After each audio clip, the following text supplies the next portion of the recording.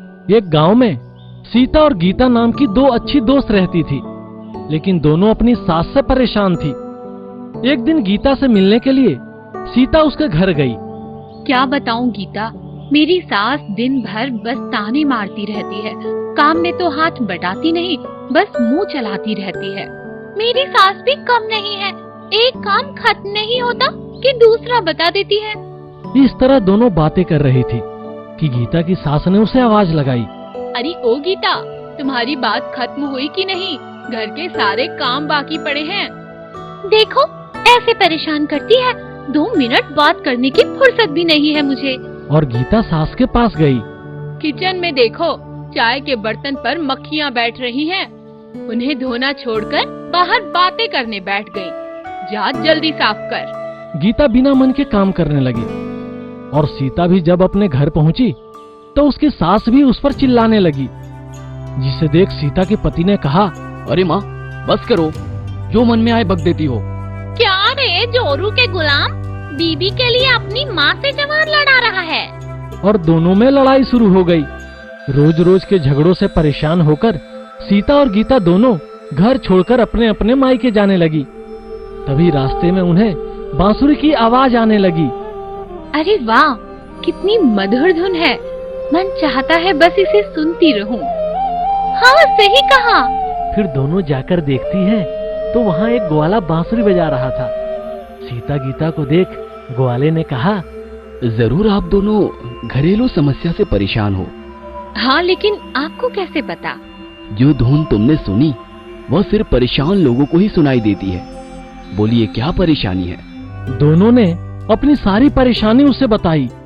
यह लो जादुई बांसुरी, तुम्हें जो भी परेशानी है बस इस बांसुरी को बता देना और इसे बजा देना, तुम्हारी चिंता दूर हो जाएगी।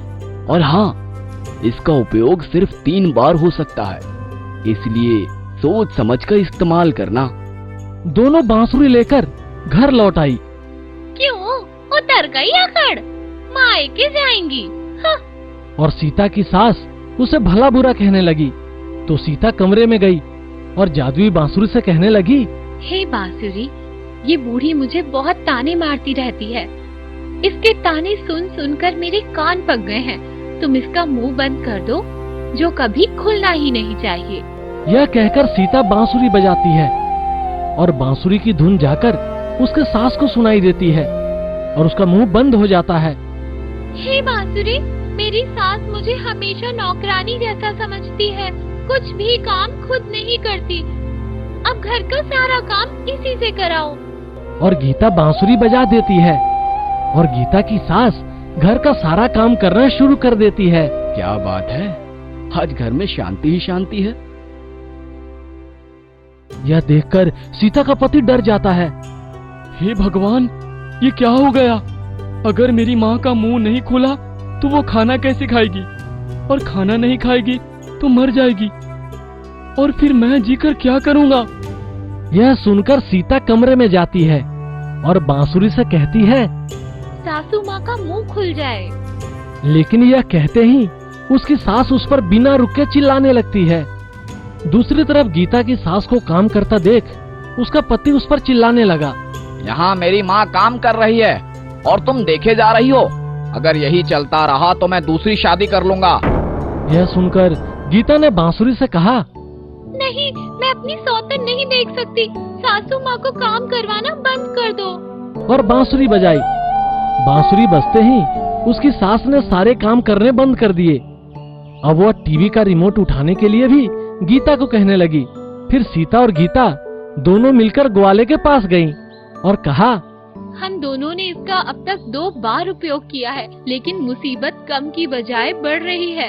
सब उल्टा हो रहा है।